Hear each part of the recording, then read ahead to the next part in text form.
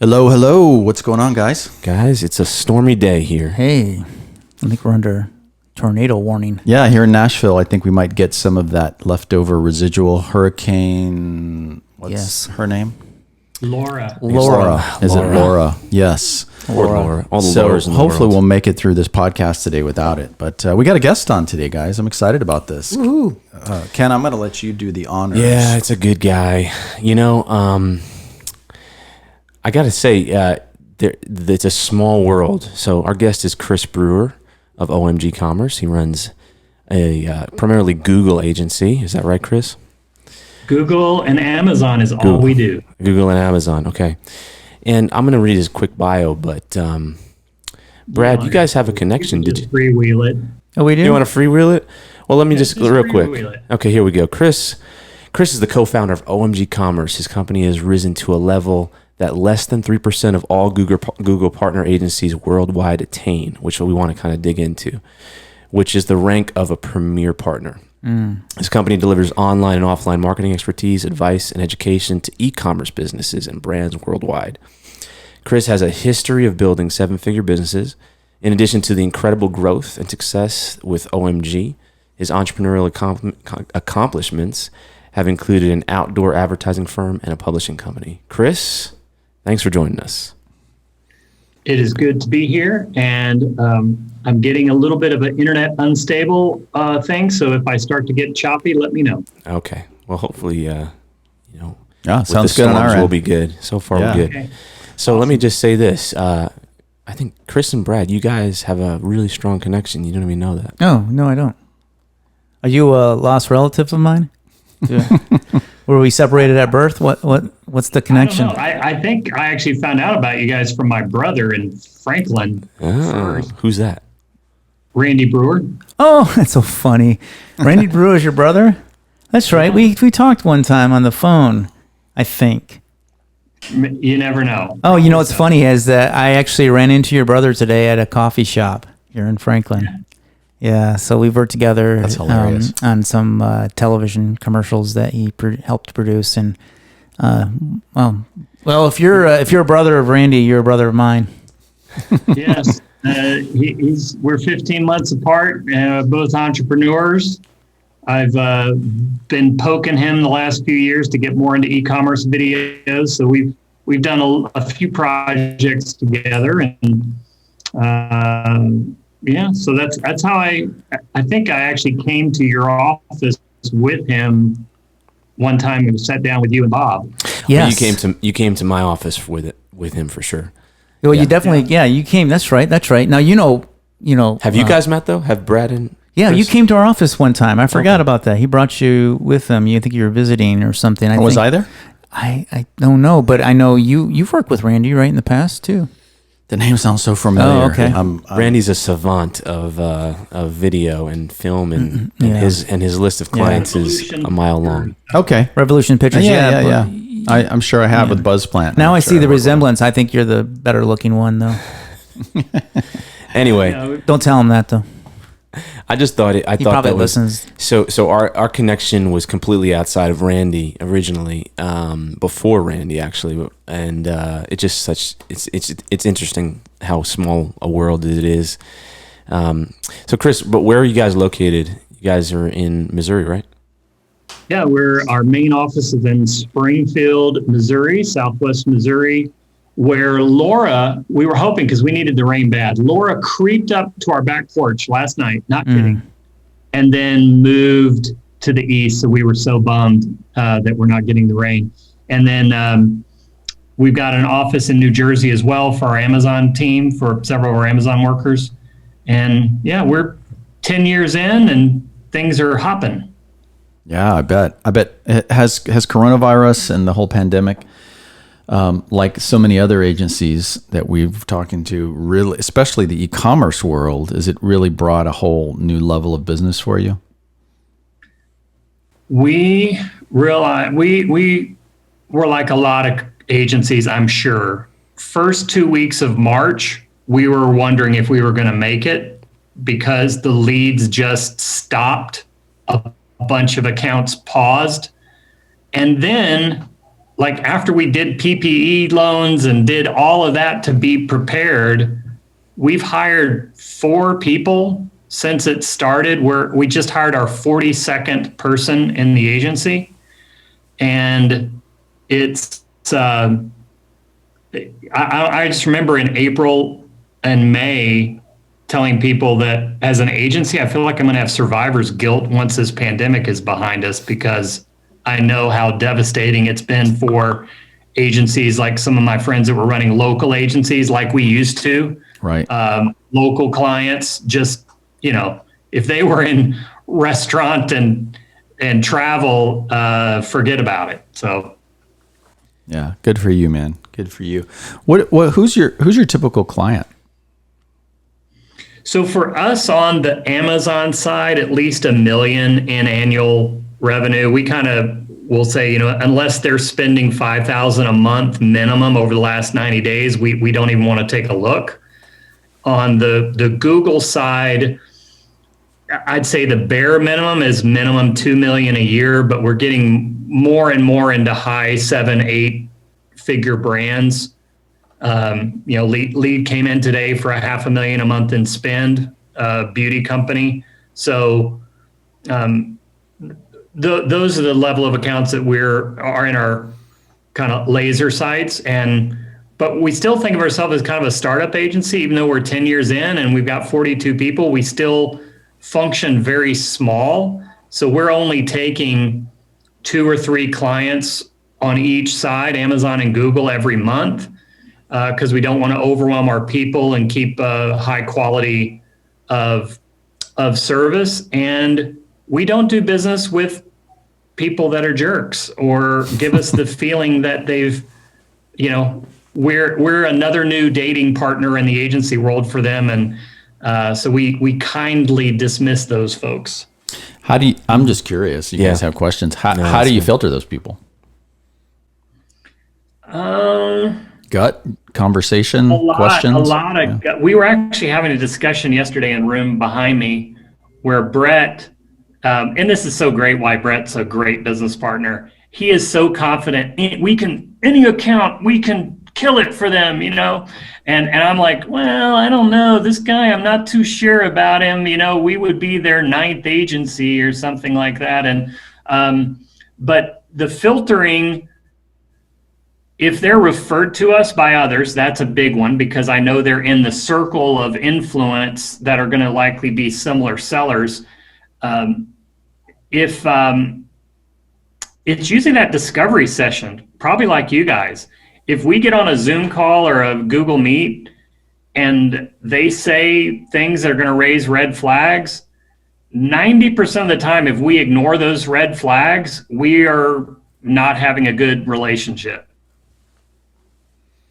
Okay. Are there certain indicators that you look for when you're filtering? Because I think one of the biggest contributors to success is getting the right personalities on board and keeping the wrong personalities out. It can really be it's the difference between success and misery in a lot of ways.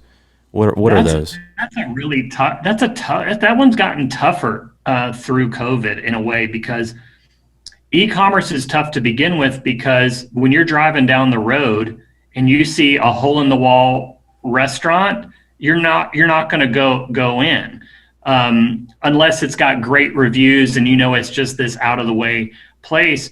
It's so much more difficult with e-commerce retail, because anyone can throw up a beautiful Shopify site, gain a social presence in a short amount of time, but they could be doing $50,000 a year in sales or no sales. And so what we're looking for is past success, experience. They're coming in already educated. They don't want to just throw it on our plate and let us do everything. And so those are the kinds of things that we talk about, because what's made it more complicated is Amazon sellers, for instance, have had big challenges.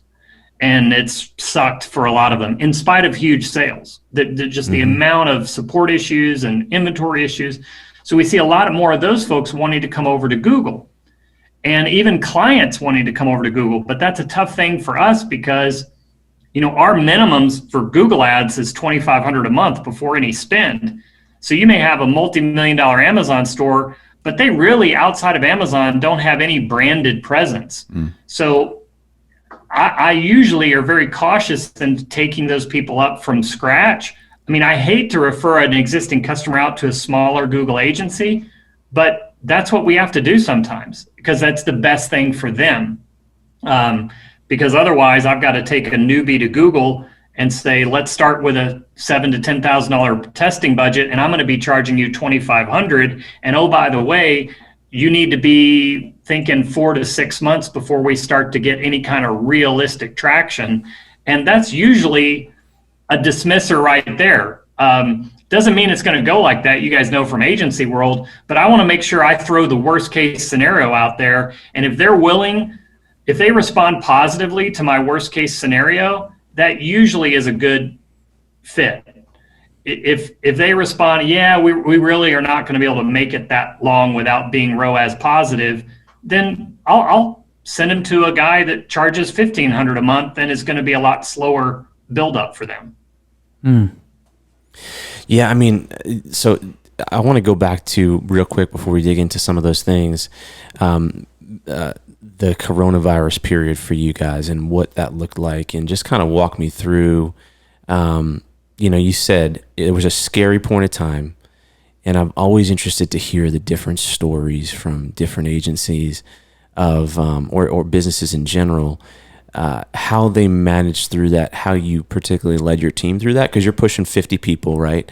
That's a big salary to put out. I'm over 50. Okay, too. I thought you said you were at thing too, right? You're what? I'm over 50, and I got pushing 50 people. Oh yeah, right. 50-50. And so, what did that look like? Did you have to lay off anybody? How did you communicate it to the team? Since then, like, what did you do? Did you take any actions inside of your company to try and mitigate that, marketing wise or other? Like, just talk us through that a little bit. I'm really glad you're asking this question because there's going to be so many great stories out of this. There's books in this. I think we have a book potential just with our own story. I mean, it's so interesting. Just to put a little additional color on this, this isn't my first rodeo. This company's been around 10 years. I've had those 2 other companies in the past. One of those companies provided for my family for 4 or 5 years, but ultimately I made some bad decisions on an acquisition, and I ended up losing about $500,000 and had to start all over. And depending on where you've come as an entrepreneur, we've all had our bruises. Some of us have had broken legs, figuratively speaking. Some of us have business PTSD. So when COVID came around, for me at least, and this is kind of the difference between my business partner and I, because of my experience with past things, in February, even in December, my wonderful wife of 25 plus years, was like, hey, Chris, how are you guys preparing for this Corona thing? I'm like, what? Corona phona? Like, what's that? She's like, no, I really think this is going to be serious. Like, what's you guys' emergency plan in the business? And to her, I'm like, oh, we have an emergency plan. It's all fine. Until inside, I'm like, I think we have an emergency plan. We probably would figure it out. Then January comes, and then February comes, and we've got a YouTube event in LA at the YouTube offices, February 26th. We'd worked very hard to get that. We ended up having the event. We had 126 people live there representing 70 different brands. Thought it was going to be amazing for our company in terms of YouTube leads. And you guys know around that time, like, I actually wore a mask on a plane for the first time going out there. And by the time we got on the plane to go home, as you guys know, the fit hit the shan. And it was a new environment. So at that point in February, my executive team was still like, not going to be a huge thing. I pushed pretty hard to have difficult discussions on it early, and that's not anything to shine a light on me. It's just that's how different opinions in business work, not just COVID, but other things. And so that's why I think it's good that we had a good company culture where transparency and vulnerability and accountability is something that runs through our organization. And and they came back later and said, "Wow, you nailed it, man. I had no idea it was going to be this way." And so we're an agency, I would say probably like many, we had hardly ever run Google ads in 10 years for leads. Like all of our leads were coming from referrals, coming from other companies, coming from mastermind groups we were in. But those would all come through email, and I would see them all. And it was not uncommon for us to have 1 to 2 leads per day via email. I was having 3 to 4 discovery calls a week. And when you're 51 years old, you've been in business for 10 years, this is it for you, seemingly. And oh, come on. It looks like it's going to all go away. That was a big one for me. Because you're thinking, how bad is this going to get? And you're also, it makes you do things like we had saved a bunch of money. Well, a bunch of money is relative. We had saved. How many months of burn did you have? We'd saved multiple 6 figures in a money market account because we had decided, kind of the Dave Ramsey approach for business, rather than getting a big line of credit or taking out a business loan, we had saved and saved and saved. Actually, one of the outputs of this, which was a very difficult thing to bring up to the other part of our leadership team, was Brett and I just said, we got to take that money out. Like, I know that's a rainy day fund, but I think we're going to make it, but we're not going to have this business go downhill and have the owners who've saved for 10 years not be able to have their own safeguards or use that money better than it could sitting in a low interest money market account. But at any rate, like, we started looking at how are we going to drive leads when there's no leads to be had. And I think some lessons for us, we were so grateful to have an excellent finance manager who was proactive. I had a buddy of mine who said, you got to do this PPE, whether you think you're going to use it or not. Like, it's for a business, this is the cheapest money you're ever going to see. So we jumped on that, and I was so grateful that we did it early. But then, like I said, within 3 or 4 weeks, we were like, wow, this is actually probably everything's going to e-com. Yeah. This is going to be amazing. And thankfully, we had built up our team. We didn't have to lay anybody off. But we were having layoff conversations. The company, our team knew there was no secrets. We show them our finances once a month. They know our numbers.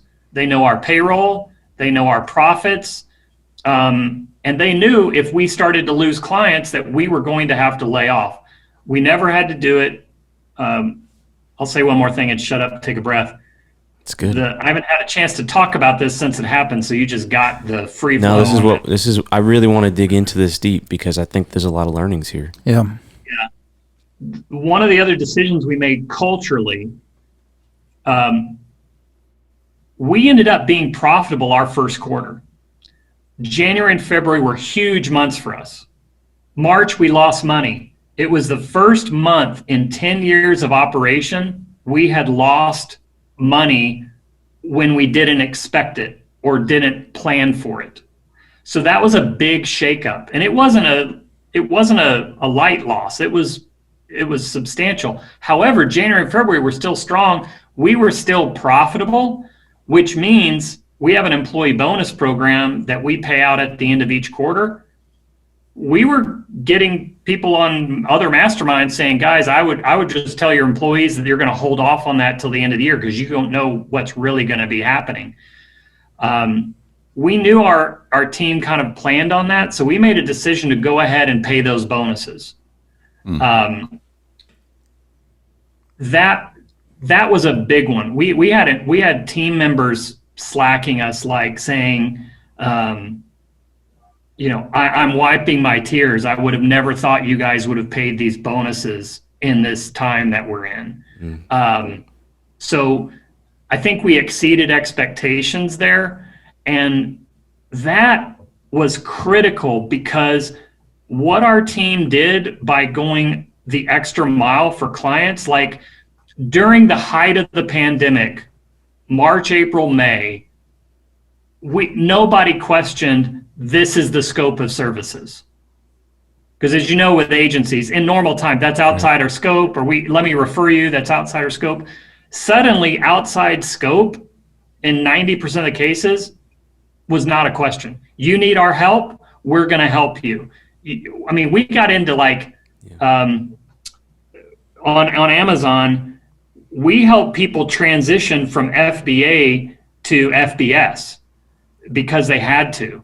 We did things that clients were not paying us to do. And so that's led to, since COVID hit, every agency has cancellations almost every month. I mean, it's just a fact of doing business. But the amount of attrition we've had that's like unexpected has gone to almost nothing.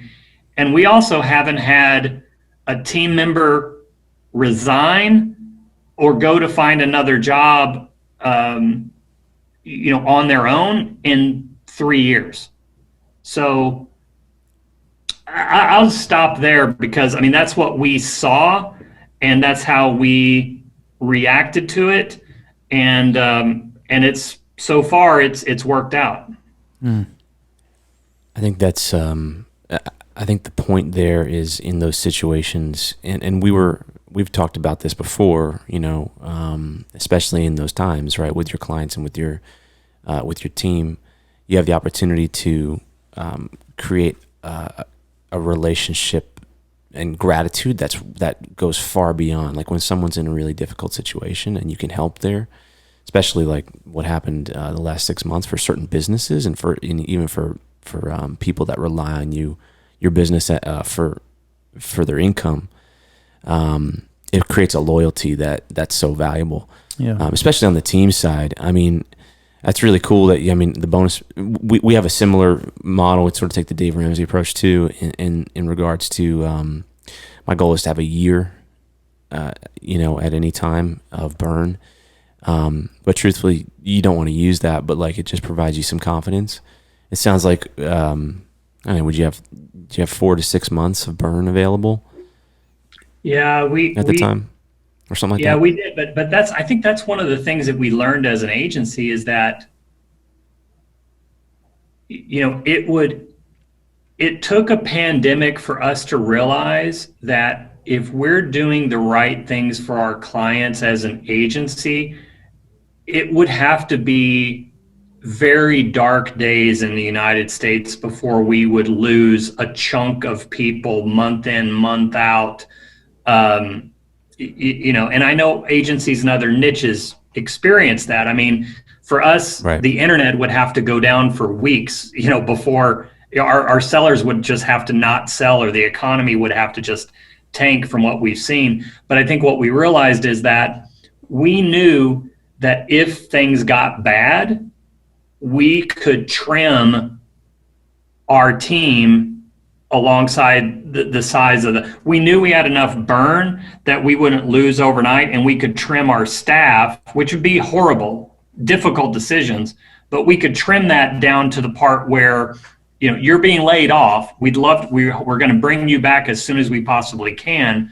But I think those are good, just business planning to have, is make sure that's that emergency plan my wife was talking about, is what will you do if business starts to evaporate? Who will you eliminate, and who is going to need to stick around in order for you to survive? That's great. What kind of conversations were you having, and maybe still be having, with team members? Did you guys certainly there was the initial concern, and then did you guys go all remote? What conversations, let's say from the beginning of it to where you are now? I'm just curious, like what are some of the highlights of those conversations? Yeah, I think the highlights were, one, we had recently moved into a bigger office and then took over the second floor, and then and I mean literally I think they were up there 5 months before we didn't need that space because we couldn't do it with COVID. So we're a blend of both remote workers and folks that come into the office. And essentially, if you're local, you're expected to come into the office, but we also have flexible time off and unlimited time. You know, just Friday's like a ghost town around here. Everybody works from home. So like our ability to move into remote was very easy, with some IT considerations, and some people had crappy home internet. So we had a skeleton crew that was still coming to the office, but socially distant safely. And we did make it when it got to the point where we told people were starting to ask questions about, can I work from home? We instantly said, everybody can work from home. Because we didn't want to have anybody feeling uncomfortable or driven to be somewhere that they didn't need to be. And then the lockdown, like a lot of places, people started to think, well, it's over or it's going away. And then of course, as soon as we all started coming back to the office, our cases in Springfield started skyrocketing. And then we started implementing temperature checks. Every morning when people came in, they got their temperature checks. They had to wear a mask if they weren't on a call. We used the call rooms we had to distance ourselves out. We have the blessing of having a large office, so we were able to do that. If you're an agency that's got a couple of rooms, it's a lot harder decision. But I think the conversations we had, again, just with our culture, we were open and transparent about what we were going on, and we wanted people to feel comfortable and safe. And I think that's one thing I'm proud about. There's no judgment here if you don't wear a mask. There's no judgment here if you do wear a mask.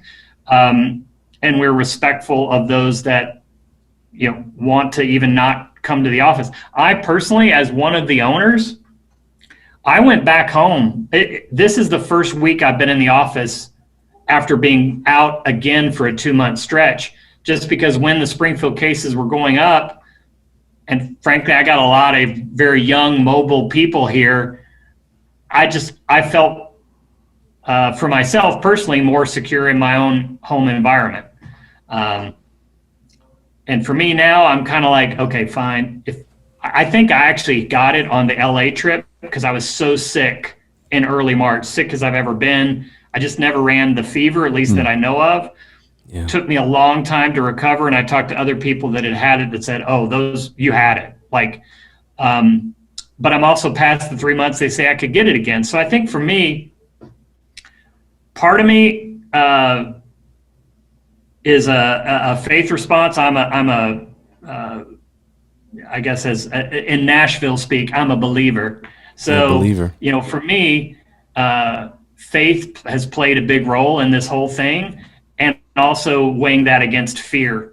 So what should I fear really versus what I know? I mean, from my understanding, I got a day where I'm not going to be on this planet, and there's not a lot I'm going to be able to do to control that. So for me, I just decided this second round being back in the office, I'm going to be safe. I'm not going to be stupid, but if it's on my charts to die of COVID that I get in my own office, take me home, sweet Jesus. I'll be ready. Yeah, it's funny. I mean, I agree in a lot of ways with that kind of thinking, and I'm curious to know, like, do you really ever? Does your team need to be in the office anymore? Like, what is your okay? Let's say take COVID out of it. Now that we've experienced this, because we've been talking about this here, like what does the ideal team makeup look like as far as remote, in office, that kind of thing. What are your thoughts there? Like, will you ever all be back? Potentially. I think what this experiment, unintended experiment has shown me is there are people in our company that have realized they are much more productive at home. And there are people, even like me, that realize that after 2 months of being back at home, I was creeping into a depression because I need to be around people.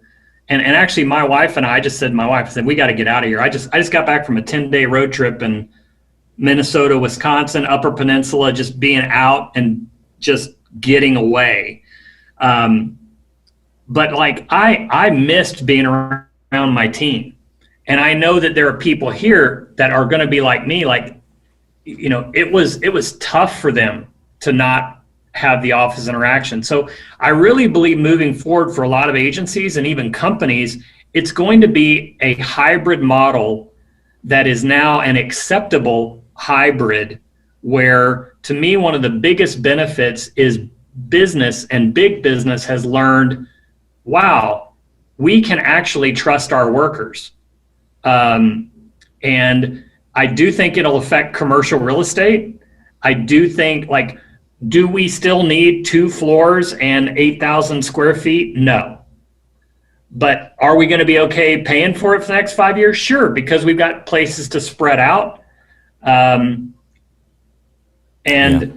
I think for what it's worth, this could change, but I can't see why you just arbitrarily all need to be in the same place. I mean, think about building a new commercial building nowadays. Yeah. You're gonna not have so much parking. You're gonna, you're gonna not build parking lots, parking structures as much. You're probably gonna have more of an open concept where people can come in and take like a little private office or have meeting rooms, and kind of a lot of people coming and going and working from every place. I mean, I think the future is that it's definitely... Isn't that great too? We can afford that flexibility. Yeah, I mean, we have a small agency, but everyone said, hey, we are enjoying being at home at least a couple of days a week. They're all productive. I can understand if you have young kids, it's very difficult to work from home, and especially if you're trying to also educate your kids online and work. But for our agency, we were able we go in the office 3 days a week, but the Mondays and Fridays are optional if you want to come in or not. And most of us are just flexible and working from wherever. I mean, you have to take the time to build a great team, or at least be intentional about the character that you want on your team and those type of people to do that. But if you do that, then why not afford the flexibility and the home life and the ability to kind of, if you can blend work and life outside of 9 to 5 a little bit more optimally. If you're, let's say you've got a kid at home that you've got to help with school now or something else. I mean, if you could do that and you can still be effective and productive, and that person can still be responsible, which obviously takes personal responsibility, why, allowing that to happen and then blend it? Like, I think ultimately there's a blend. We have people that kind of like exactly like you, Chris, like I went to my home office, and I'm only a few minutes away from our office here, but it was just like, okay, now I get to be closer to my kids more often, and I was actually feeling that pull away from them before this, so it was just sort of interesting. So I was like, oh, I'll take this for a little while, and then after 2 months, like, you get a little too isolated, and you're like, okay, I really need some difference and change, because it feels like it's Groundhog Day every day. But we found that a lot of our team felt that way, and so there's that blend. There's probably a more optimal blend than it was. I was like you, Chris. After about 2 months of it, I started feeling like a little depressed. I felt, as a business leader, I felt disconnected. I get tired of being on Zoom calls. It literally exhausts me after a couple hours. I for some reason, seeing a human across a table is such a different experience. I think there's like a sixth sense that humans feel this energy that they just can't get from a Zoom call, and there's body language and other things that just help communication. And man, I don't have young kids, so I didn't have the distraction at home as much, but I definitely I felt disconnected. And I think for leaders and executives that have it's even more heightened, because, like, for me, it's been an interesting process. I've had an assistant now full time for the past year. That assistant, I've kind of, like a lot of entrepreneurs, I kind of have a trailblazer portfolio. I'm gas pedal, and and so it took about 4 months to learn how to have an assistant.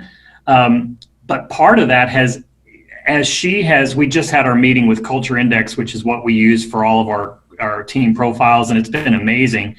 And part of what I was sharing in there this morning is how she's enabled me to be a real entrepreneur again.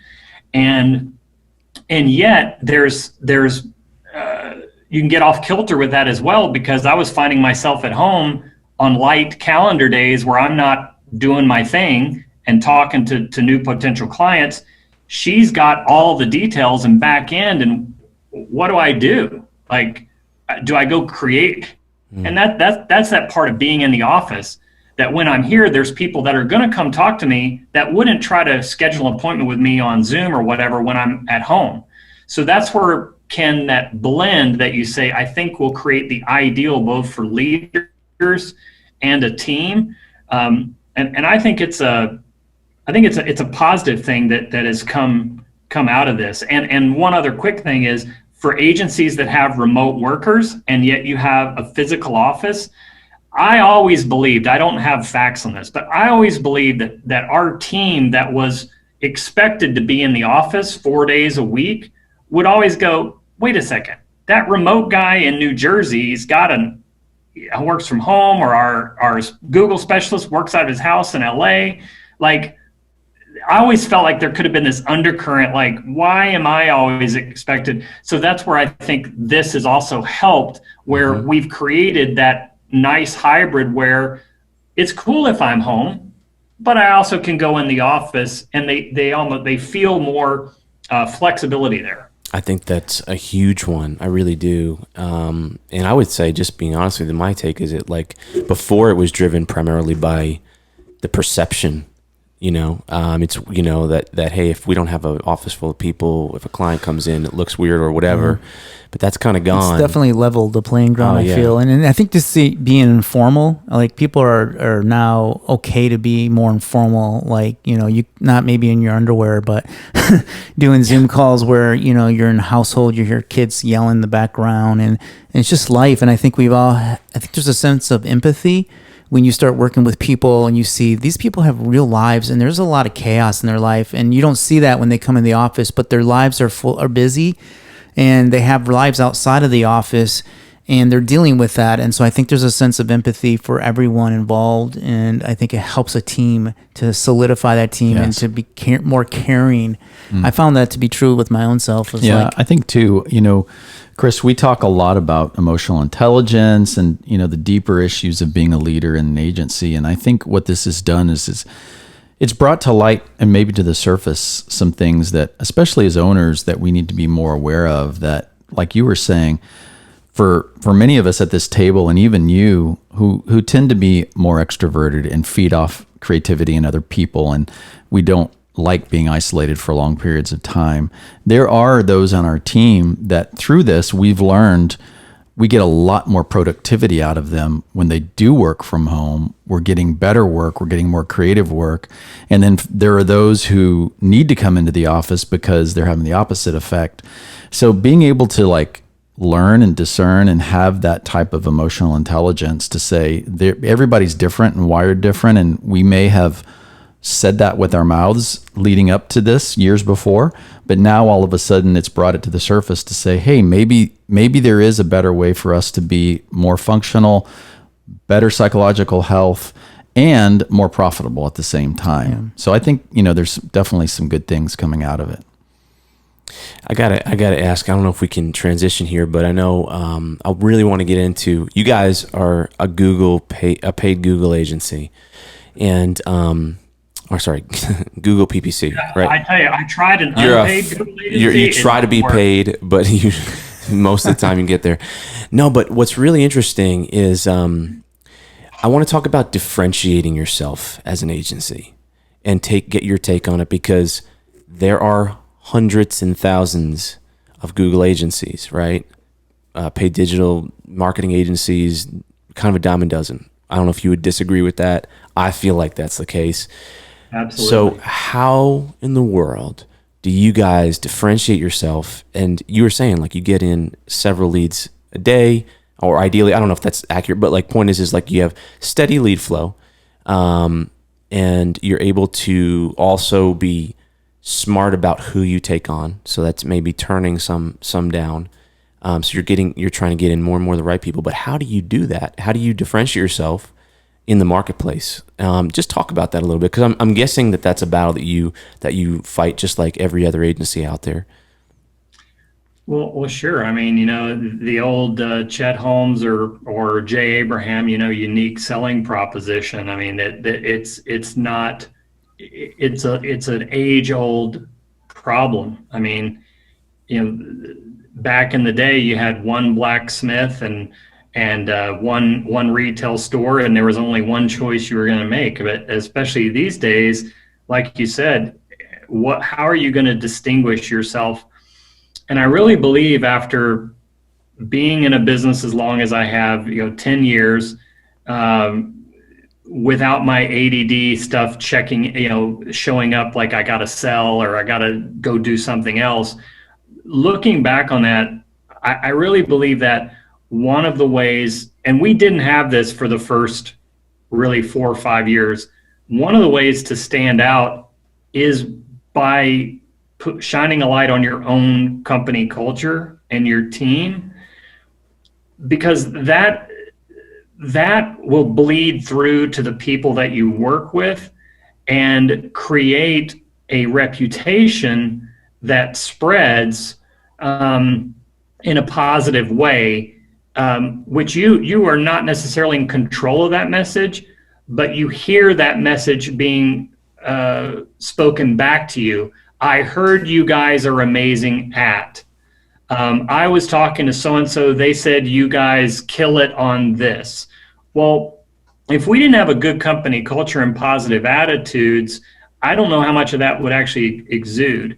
How we got there ourselves, to take a step back, I believe that we started out as a local agency. Our OMG actually stands for Online Marketing Giant, because that was our original name. But it was such a long word that clients shortened it to the OMG, whether we liked it or not. My mom's like, "How come you guys are OMG?" I'm like, "No, Mom, it's not. It doesn't mean that, but it's just a cultural thing, and we'll take it if they want to go that route." So it stands for Online Marketing Giant. But we were local. We were a local agency. There were a lot of local agencies back then, but we found a niche with franchises on the service business, and we rode that. But Brett, being the visionary that he has, my business partner and CEO, he saw where e-commerce was going back then. And we didn't have a reputation, but what we did was we aligned ourselves with an agency who did. And so that was Classy Llama, which is was known back then as a big, and still is a big Magento developer. They've since added, ad services and things like that. But back then they didn't have ad services. They knew that we were good at it. And so we were their essentially fulfillment arm for shopping and search ads. This is even before we had Amazon services. And we were working with big clients with them kind of in the background. Brett was actually on Classy Llama's podcast as a Classy Llama strategist, not an Online Marketing Giant strategist. But what happened there is, by being affiliated with someone of their level that ran a company at their level and going to the events at their level, it started to show us the pathway of where we could go. So when they contacted us and said, "Hey guys, it's been fun, but we're going to go our own route," we already had the confidence to go out completely on our own. And that happened as a result of that partnership. So we are really appreciative of that. And then the second thing, real quickly, is content and stuff that you guys do very well. I admire your emails. I admire the content you guys put out. But Brett wrote the definitive guide for Google Shopping around this same time. Pitched it to Shopify. They picked it up. It became Shopify's #1 downloaded resource. That was, can't believe it, but that was 5 years ago. Yeah, that's good. 4 or 5 years ago. Brett's actually, and it's funny how things happen. You kind of forget that. About 2 months ago, I said, hey, have you checked with Shopify on I think they took down our resource. Oh yeah, they took it down about a month ago. I'm like, well, maybe we should just reach out to them because maybe it was just dated. Brett reaches out. Now we're redoing the Google Shopping Guide that's going to be re-released. So, but that then Shopify, by again, that association, we were suddenly experts. And that's what allowed us to say we're Google Shopping experts, that we rode that horse. Then Brett got into YouTube, and now we're riding the YouTube horse, but we're still known as experts with everything else. So long commentary thread there, but I think it's important to kind of give you the whole picture. I mean, yeah, the takeaway there is, I think you guys do a good job of getting in the spotlight, getting on platforms, legitimately so, by the way, or building your own.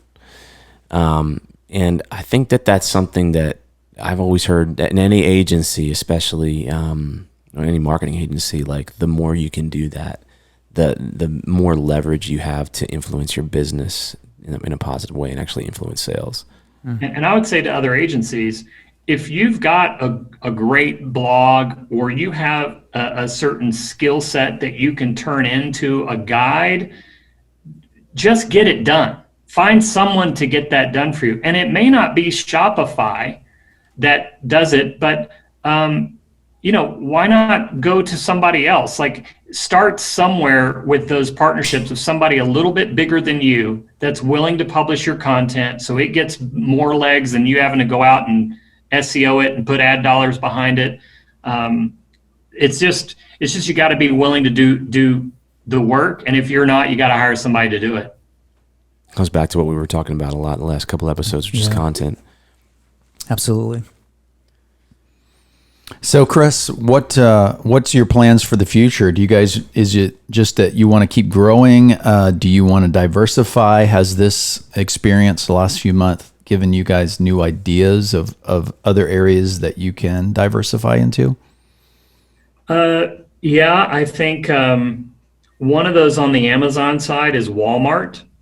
And because we are having clients come to us and ask for it. And one of the ways that what we realized looking back, when we started Amazon, we only wanted to do ads. We didn't want to mess with listing optimization. We didn't want to worry with inventory. We didn't want to do seller support, just ads. Well, that was fine. And we've grown a great business with that. Now we're looking at how can we be more full service on Amazon, because we did it already through the pandemic. We've actually lost a couple of clients who basically said, we love you guys. We really hate to leave, but we need this. And that's kind of a wake-up call, in a stance. But that's where Walmart, for us, we're like, hey, ground floor opportunity. Let's learn Walmart, even though Walmart's, well, I won't say how Walmart is. Yeah, it's not that good. Walmart's got challenges, but they're getting there. Yeah, they are. They're actually investing a lot into it. Yeah. So flash forward 2 years, which is a millennia in e-commerce terms, we're going to be firmly established. We've got clients on beta that we're not even charging for. So we're wanting clients to know we're not trying to make money. We just want to learn with you. We want to learn Walmart. We want to help you get on board with Walmart. So Walmart is one area that we're looking to expand into. On the Google side, it's just keeping up with the automations and the smart campaigns. Also, YouTube is still developing. YouTube is a huge area for us. 6 months ago, we wouldn't take YouTube clients if they didn't have at least a $50 CPA, or we were very, very cautious with them. Now we're taking $20 CPA clients on YouTube because we've learned more and things have changed. And then I would just say, down the road, if you told me we could have close to a 50-person team 2 years ago, I would have said no way. But I think we've embraced that we can grow the size of our team while remaining small as an organization, because we're leveling up the size clients that we're working with. And I would say to smaller agencies out there, be patient. We've been at this 10 years and we're just now getting to levels that we kind of dreamed about 7 years ago. And if you try to push the envelope or try to skip steps in building a culture, building your processes, defining who you are, you're never going to make it. You're never going to make it. I'm assuming how's your finances? I mean, you have to get into the super details, but like a lot of times I hear a lot of agencies say, "Yeah, we hit 50 people," but they're still on the hole, or they're not making any money, or they don't have any. There's often and I know this is not what you're saying, but there's often an ego attached to size, and I know that's not true. So like you're doing that profitably, I'm assuming. Yeah, because again, like, I was not for the size team that we have now in the past. I actually had I know she wouldn't mind me saying this, I actually had some conflict with my wife because I'd lost $500,000 in another business and had employees. This round, when we started the business, was going to be me and Brett and maybe an account manager.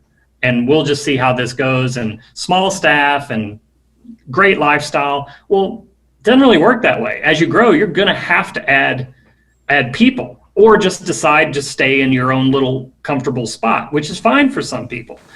And so a number of years ago, my COO went to a accounting conference for agencies, and we established some metrics on overhead, percentage of payroll. Like for us, it's like we're a little high. We're 55% payroll right now. We'd like to be closer to 50%. But then we also have our profitability where we want to be, I think it's 12% profitability minimum, but we've been running 18%. And so having a solid finance department that keeps track of the numbers and make sure even forecasting and helping us hire, that's where I don't get so, I show up here and I got people here I haven't even met. I haven't been involved in the hiring process. I don't know them very well at all. Haven't even had a conversation with them. I'm okay with that now. In the past, it would freak me out.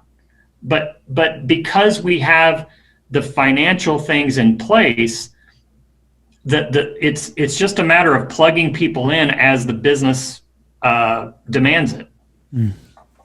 That's great. That's great. Yeah. Chris, I appreciate your time today. I also appreciate your... Did we lose him? Did we lose Chris here? Chris, are you there? I'm here. Oh, okay. Sorry, the screen just kind of blanked for us. Sorry, we're it's the tornado, I think. Yeah, no, I appreciate your transparency and your honesty. That means a lot.